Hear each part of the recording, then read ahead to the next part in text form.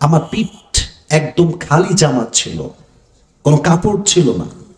যদি আপনি কেসাসটা আদায় করতেই চান, আপনি উলঙ্গ হতে হবে। আপনার দেহের এই পিঠে কোনো জামা থাকা যাবে না। আপনি পিঠের জামা খোলেন। এটা শুনে ওমরে আর কি আটকায়, বলছে তোরে আজকে আমি দেখেই ছাড়বো, মারবে ধরে একবারে। আগায় আসছে, বলছে Omar stop, let him do his own work.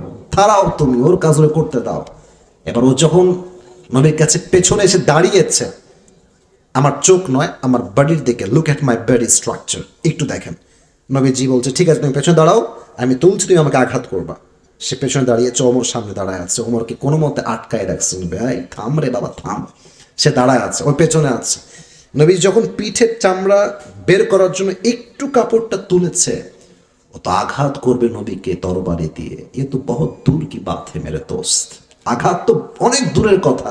নবীজি জাস্ট কাপড়টা